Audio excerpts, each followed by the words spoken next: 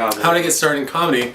Well, I went to college and got a degree in creative writing and psychology, so unemployment was great, which was a nice transition into alcoholism, which ended up being stand-up comedy for me. Once I did comedy first time, I just fell in love with it. It's the experience of being up there and kind of thinking on your toes and being in front of people. It's an experience like no other, and I just felt the minute I did it my first time was a horrible experience. I didn't do very well at all, but the emotional response I got was so great that I just got addicted, and ever since I couldn't not do comedy. So it was a calling.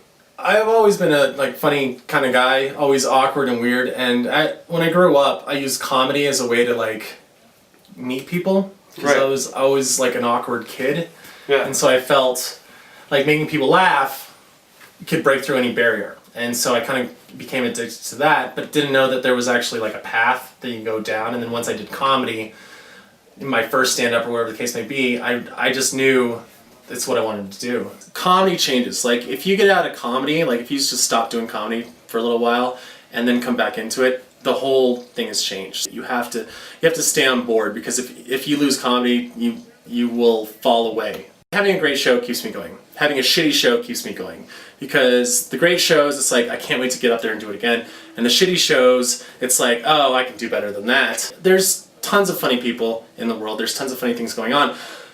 But as an individual, and being funny and being the person that provides that, there's such a rush that you want to stay on top of it. It's very selfish in a lot of ways, because those feelings that you get, it's an experience. If you go out there and you tell a joke and 100 people laugh, you feel that, because I take in all that energy and I'm just wired. It's the best feeling in the world. I've been in situations where there was a comic friend of mine who did a show with me, and he has this whole bit on suicide.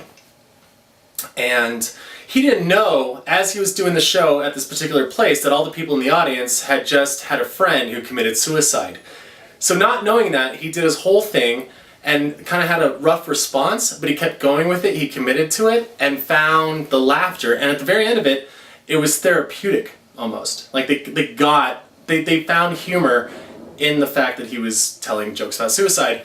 And later, they told him yeah, our friend also committed suicide, and he was dumbstruck. He was oh my god, I'm so sorry, I didn't know I had done that. And they're no, you gave us a new perspective on it. You made us laugh about it, so we can kind of get over it, we can move forward. It's a good one.